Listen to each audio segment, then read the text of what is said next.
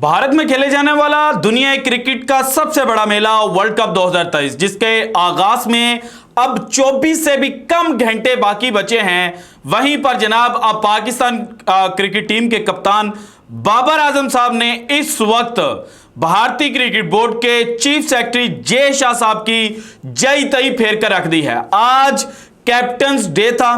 Captains day पर कुछ सवालों जवाब जो हैं वो बाबर आजम से किए गए और उन सवालों के जवाब में जनाब बाबर आजम जो है उसने भारत को बुरी तरह से एक्सपोज करके रख दिया और भारत जो क्रिकेट के अंदर सियासत को लेकर आया है तो अब बाबर आजम भी उस पर खुलकर बोले हैं। बाबर आजम ने आज बड़े तहम्मुल के साथ बड़े हंसते मुस्कुराते भारतीय मीडिया के सवालों के जवाब दिए और इस चीज को पाकिस्तान के अंदर भी इस वक्त हाईलाइट नहीं किया जा रहा कि बाबर आजम ने इतना बड़ा बयान देकर जनाब हंसते हंसते जो पाकिस्तान को इस वर्ल्ड कप से आउट करना चाहते थे, जो पाकिस्तान को अंडर प्रेशर करना चाहते थे, किस तरह से उनको जनाब अपना जो शहर है उसके अंदर मुब्तला कर लिया है और साथ ही साथ जनाब उनके ऊपर जो प्रेशर है वो डालकर रख दिया है। ये सारी डिटेल्स आज की वीडियो में मैंने आपके साथ शेयर करनी है।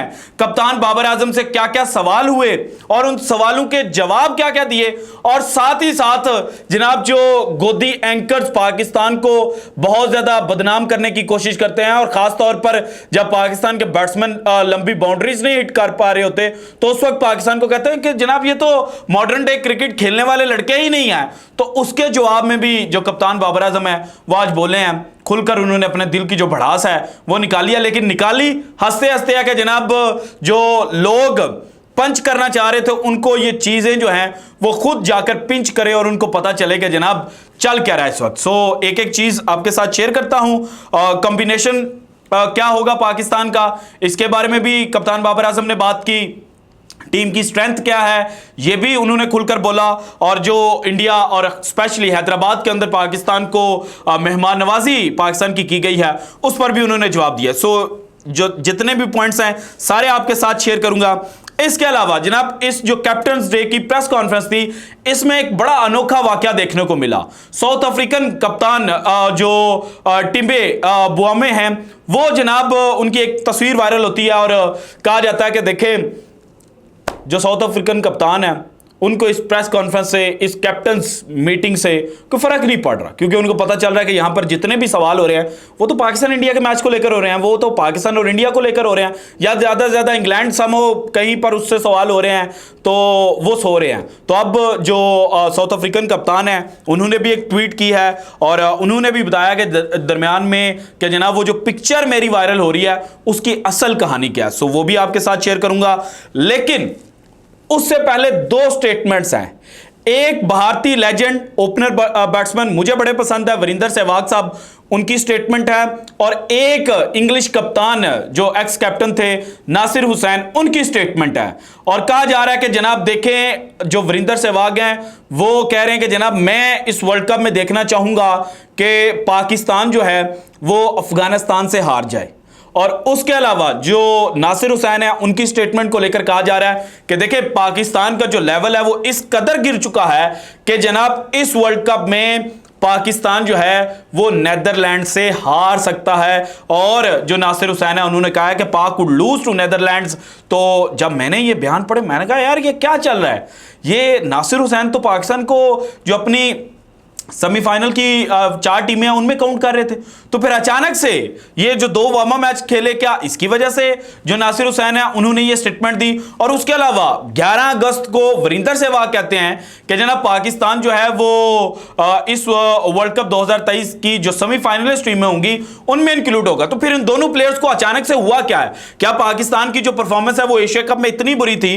तो फिर मुझे पता चला कि वीरेंद्र सहवाग जो थे वो तो ये स्टेटमेंट दे रहे थे कि जनाब अगर आप पहले से ही सारी चीजें तय कर लें कि फलानी टीम जो है वो जनाब स्ट्रांग है और वो किसी से नहीं हारेगी तो फिर चीजें जो हैं और जो क्राउड है वो उस तरह से इंटरटेन नहीं होता।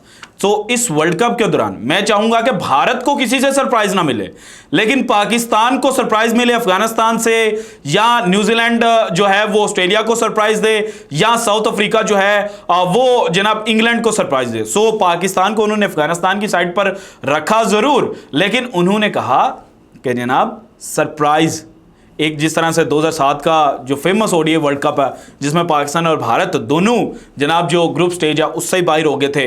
पाकिस्तान को शिकस्त मिली थी आयरलैंड से और इंडिया को शिकस्त मिली थी बांग्लादेश से, और दोनों जनाब सामान पैक करके इनिशियल स्टेज में ही घर वापस आ गए थे। तो इस तरह का उन्होंने कहा कि भारत के साथ नहीं होना चाहिए। बहरहाल जनाब अगर आपने क्राउड को एंटरटेन करना है और क्राउड की इन्वॉल्वमेंट चाहिए तो फिर इस तरह के जो मैचेस हैं वो होने चाहिए और इस तरह के सरप्राइज मिलने चाहिए। इसके बाद नासिर हुसैन की स्टेटमेंट तो सबसे ज्यादा खतरनाक थी, यानी कि नीदरलैंड इस वक्त जो ना उनके पास टेस्ट स्टेटस है, क्वालिफायर खेलकर वो आए हैं, वहां से जनाब वो वर्ल्ड कप 2023 में पार्टिसिपेट करने जा रहे हैं और क्वालिफायर में उन्होंने वेस्ट इंडीज और जिम्बाब्वे जैसी टीमों को पीछे छोड़ा था। सो ये भी नहीं हम कह सकते कि बिल्कुल नल्ली टीम है। तो दूसरी जानिब पाकिस्तान को भी हम नल्ले तसव्वुर नहीं कर सकते कि जनाब ये पाकिस्तान जो है ये इस कदर इसका लेवल अब गिर चुका है।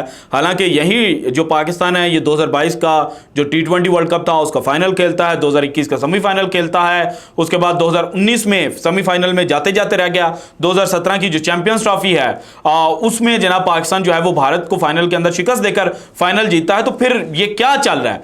तो नासिर हुसैन की स्टेटमेंट को सारे लोग मिस कैलकुलेट कर रहे हैं। मैं मिस कैलकुलेट के लफ्ज़ बोलूँगा, मैनिपुलेट का या वो जनाब एग्जैजरेट करने का लफ्ज़ मैंने नहीं बोला, वो जनाब मिस कैलकुलेट कर रहे हैं। नासिर हुसैन साहब ने जो बात की है यूट्यूब पर, वो कहते हैं कि भाईजान पाकिस्तान की जो टीम है वो इतनी अनप्रडिक्टेबल है, इतनी अनप्रडिक्टेबल है कि जब उनका पहला मैच इस वर्ल्ड कप में खेला जाना है नीदरलैंड के खिलाफ तो शायद पाकिस्तान वो मैच हार जाए, लेकिन आप पाकिस्तान को राइट ऑफ नहीं कर सकते। फिर उन्होंने एग्जांपल दी 2022 के T20 वर्ल्ड कप की। उन्होंने कहा कि जनाब पाकिस्तान को आप पहले 4 मैचेस के बाद तो कह रहे थे कि जनाब ये तो घर जा रहे हैं, और उसके बाद आपने क्या देखा कि मेलबोर्न में फाइनल कौन खेल रहा था इंग्लैंड के खिलाफ? पाकिस्तान। उन्होंने कहा है कि पाकिस्तान की टीम इतनी अनप्रडिक्टेबल है कि ये कमजोर से कमजोर टीम के खिलाफ भी मतलब हार सकती है, और जितनी खतरनाक अगली टीम इनको मिलेगी ये उनसे ज्यादा खतरनाक हो जाए। ये इस तरह से उन्होंने स्टेटमेंट दिया। उन्होंने ये नहीं कह दिया कि पाकिस्तान हार जाएगा नीदरलैंड से, उन्होंने कहा कि अनप्रडिक्टेबल है, अनप्रडिक्टेबल है। और पाकिस्तान की जो सबसे बड़ी स्ट्रेंथ है वो उनकी अनप्रडिक्टेबिलिटी है। इसी वजह से उन्होंने कहा कि आप पाकिस्तान को मेगा इवेंट, बड़े इवेंट्स के अंदर राइट ऑफ नहीं कर सकते शुरू से ही। जिस तरह से इस वक्त एक बात की जा रही थी कि पाकिस्तान तो जनाब इनिशियल राउंड जो है उसमें बाहर आ जाएगा, पाकिस्तान तो सेमीफाइनल खेलेगा नहीं, उसका जनाब जवाब जो है वो नासिर हुसैन साहब ने दिया था। अब आते हैं जनाब बाबर आजम, या उससे भी पहले जो साउथ अफ्रीकन कप्तान है उनकी स्टेटमेंट सुन ले। साउथ अफ्रीकन कप्तान की पिक्चर वायरल होती है और कहा जाता है कि जनाब देखें साउथ अफ्रीकन कप्तान जो थे वो सो रहे थे। तो अब साउथ अफ्रीकन कप्तान बोल रहे हैं, उन्होंने कहा कि भाईजान मैं सो नहीं रहा था, जो कैमरा एंगल आपने लिया है या जो कैमरा एंगल से तस्वीर ली गई वो ऐसी निकली है कि जिसमें लग रहा है कि मैं सो रहा हूं, लेकिन मैं हकीकत में सो नहीं रहा था। और जब मैंने क्रॉस चेक किया और मैंने वो सारी जनाब जो प्रेस कॉन्फ्रेंस है उसको दोबारा सुना तो मुझे भी एक पॉइंट पर ऐसा लगा कि वो जैसे नीचे को हुए हैं, जिस तरह से वो देख रहे हैं, तो भाईजान वो सोए हुए नहीं थे, वो जाग रहे थे, वो इंटरटेन हो रहे थे जो कुछ भी उनके इर्द गिर्द चल रहा था। खैर अब आते हैं बाबर आजम की जनाब प्रेस कॉन्फ्रेंस में जो सवाल जवाब बाबर आजम से किए गए। पहली बात तो यह है कि जनाब रवि शास्त्री साहब कर रहे थे, कंडक्ट कर रहे थे, इयन मॉर्गन के साथ मॉडरेटर का काम कर रहे थे। वहां पर जितने भी कप्तान थे, 9 कप्तान बाबर आजम को छोड़कर उनसे सवाल होता है वर्ल्ड कप रिलेटेड, प्रिपरेशन, तैयारियों के रिलेटेड। लेकिन जब बाबर आजम की बारी आती है तो रवि शास्त्री साहब कहते हैं कि आपको मेहमान नवाजी कैसी लगी? वर्ल्ड कप के बारे में सवाल नहीं किया, पहला सवाल ही। तो बाबर आजम ने ऑब्वियसली बोला कि जनाब जो वेलकम हमारा जिस तरह से किया गया, बड़ा अच्छे अंदाज में किया गया, हमें ये लगा ही नहीं कि जनाब हम इंडिया में आए हुए हैं, बल्कि हमें ये लगा कि हम अपने घर में हैं।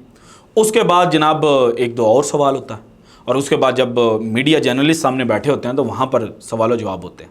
वहाँ पर जनाब जो इनिशियल 3 सवाल होते हैं उनमें से 2 जो सवाल हैं वो बाबर आजम से किए जाते हैं, और इन दोनों सवालों के जवाब में बाबर आजम जो मीडिया उनको प्रेशराइज़ करने की कोशिश कर रहा था तो वो उनको फ्रीज़ करते हैं और उनको कहते हैं कि भाईजान मैं आपको ज़रा बताता हूँ। तो वो हॉस्पिटैलिटी की बात की, उन्होंने फैंस की बात की, उन्होंने कहा कि हमारी स्ट्रेंथ जो है वो हमारी बॉलिंग है। हालांकि इस वक्त बॉलिंग के ऊपर बहुत ज़्यादा सवाल उठ रहे हैं पाकिस्तान के, लेकिन उन्होंने कहा कि 3 साल से ये लड़के जो हैं ये इकट्ठे खेल रहे हैं, हमारी जो स्ट्रेंथ है वो बॉलिंग है।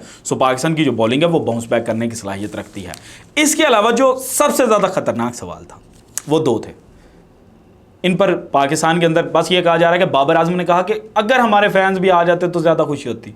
भाईजान, बाबर आजम ने उधेड़ कर रख दिया भारत को। उन्होंने भारत की जो जनाब ये डिप्लोमेसी है इसको एक्सपोज किया है कि जनाब आप वर्ल्ड कप 2023 की जब गारंटी लेनी होती है तो तब तो आईसीसी को भेज देते हैं, और जब वर्ल्ड कप शुरू होना होता है यानी कि कल पहला मैच खेला जाना है इंग्लैंड और न्यूजीलैंड के मोबैन, और अभी तक पाकिस्तान के जो क्रिकेट फैंस हैं और ख़ास तौर पर जो पाकिस्तान के मीडिया पर्सनस हैं, जो जर्नलिस्ट हैं जिन्होंने वर्ल्ड कप 2023 कवर करना था, उनको वीज़े ही नहीं दिए गए। सो भारत जो है वो अपनी डर्टी पॉलिटिक्स को जनाब क्रिकेट के मैदानों में लेकर आ गया। इसके बाद बाबर से सवाल होता है, और जो सबसे मज़े का जवाब मुझे लगा वो ये था कि जनाब जो बाकी मुल्क हैं उनके प्लेयर्स आईपीएल के अंदर खेलते हैं, उनको प्रेशर हैंडल करना आ जाता है, तो आप तो फर्स्ट टाइम भारत के अंदर आए हुए हैं तो फिर आप किस तरह से प्रेशर हैंडल करेंगे। तो बाबर आजम ने कहा कि भाईजान जो भारत है हमें उसके बारे में पता चल गया है, हमने यहाँ पर 7, 8, 10 दिन हमें हो गए हैं प्रैक्टिस करते हुए 7 दिन, तो हमने चीज़ों को एनालाइज़ किया और हमें एक चीज़ समझ आई है कि भारत की बाउंड्रीज शॉर्ट हैं, बॉलर्स के लिए जो मार्जिन है वो इंतहाई कम है। सो इसीलिए हमारी जो बॉलिंग लाइनअप है उसको बेहतर परफॉर्म करना पड़ेगा। सो अब ये सारे जो कहते थे ना कि बाबर आजम स्टैट पैडर है, तो भाईजान ज़रा बताएं, भारत के अंदर कोई भी खिलाड़ी नया आ जाए, एक तो अपनी बैटिंग फ्रेंडली पिचेस मिल जाएं, फिर आपको 50-55 मीटर की बाउंड्री मिल जाए, तो फिर क्या होगा, फिर चक्के चौके ही लगेंगे।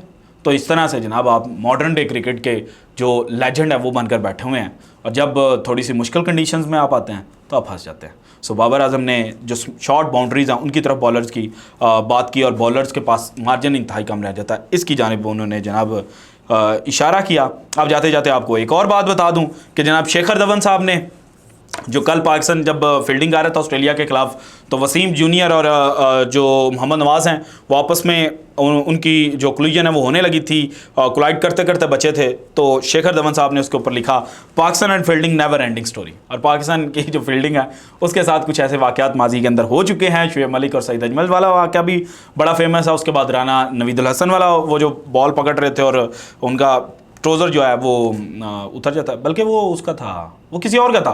राना नवीद के साथ ये हुआ था, बॉल पकड़ रहे थे, उनके पाँव से लगते हैं थोड़ी सी आगे, वो फिसल जाते हैं, फिर जनाब बॉल पकड़ने के फिर फिसल जाती है, फिर वो गिरते हैं। तो राना नवीद वाला ये वाक़या है, ये किसका, यासिर शाह का शायद वाक़या था, किसी का वाक़या था पाकिस्तान की फील्डिंग में से ही, मुझे अब वो अच्छी तरह याद नहीं है, शायद तौफीक उमर थे, उनका ट्रोज़र नीचे स्लिप हुआ था, कुछ ऐसा था। तो भाईजान शेखर धवन साहब ने थोड़ा सा हल्का सा ट्रोल किया, लेकिन हंसी मजाक चलता रहता है, हमें शेखर धवन साहब की बात का बुरा नहीं लगेगा, और शेखर धवन एक अच्छे प्लेयर थे। So this is it from today's episode. अगर आपको वीडियो पसंद है तो लाइक कीजिएगा, ज़्यादा से ज़्यादा शेयर कीजिएगा, अपनी कीमती राय का इज़हार लाजमी कीजिएगा, और अगर आपने अभी तक चैनल को सब्सक्राइब नहीं किया तो कर दें। शुक्रिया, अल्लाह हाफिज़।